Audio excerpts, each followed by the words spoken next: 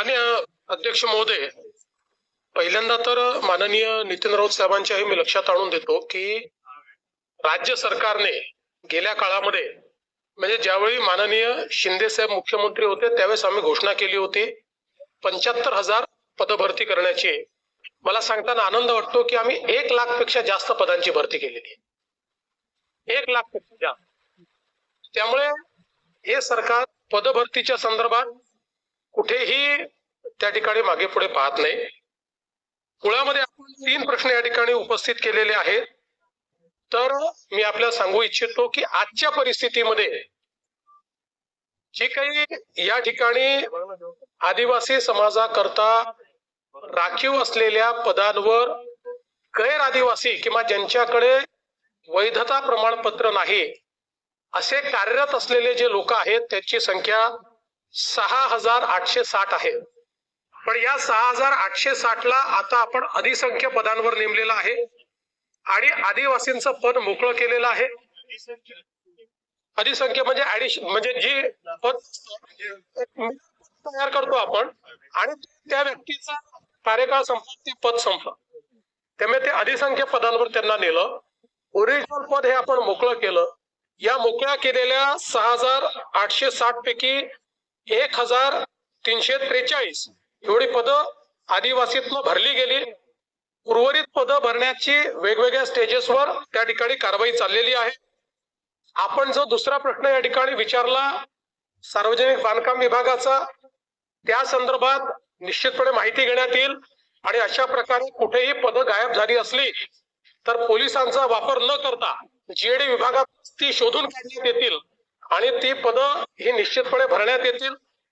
तिसरा प्रश्न आपण जो काही विचारला की रिक्त पदांच्या संदर्भात, तर आता 150 दिवसाचा जो कार्यक्रम राज्य सरकारने दिलेला आहे या कार्यक्रमामध्ये सर्व विभागांना त्यांचा जो काही पूर्ण आकृतीबंध आहे, आकृतीबंध रिवाइज करणे, रूल्स रिवाइज करणे, अशा 2 बाबींवर त्या ठिकाणी भर द्यायला सांगितलेला आहे आणि अनुकंपाची भरती करणे, अशा 3 गोष्टी सांगितलेल्या आहेत.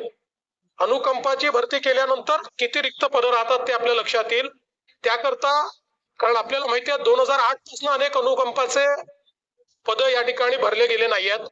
त्यामुळे जी काही अट आहे 5% ती अट देखील शिथिल आपण करतो आहोत आणि अनुकंपाची जी वेटिंग लिस्ट आहे ती पूर्णपणे आपण संपवतो आहोत.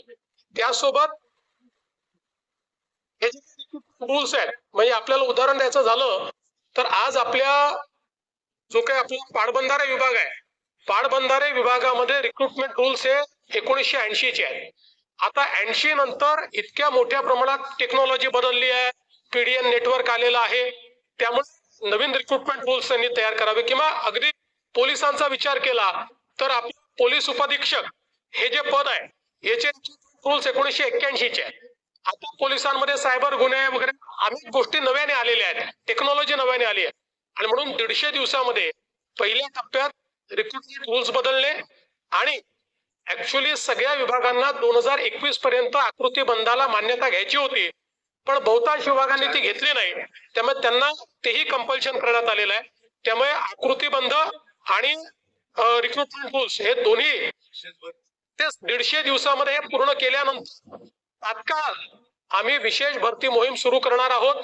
त्याच्याकरता तयारी म्हणूनच हे आपण करतो आहोत. कारण आपल्याला हे लक्षात आलं की आपल्या भरतीला वेळ का लागतो, तर जुने आकृतीबंध आणि जुने रूल्स असल्यामुळे भरती कोर्टात चॅलेंज होते आणि या वर्षी केलेली भरती 1.5 वर्ष कोर्टात लढून मग त्यांना आपल्याला त्या ठिकाणी जे काही पद आहेत ते आपल्याला द्यावे लागतात.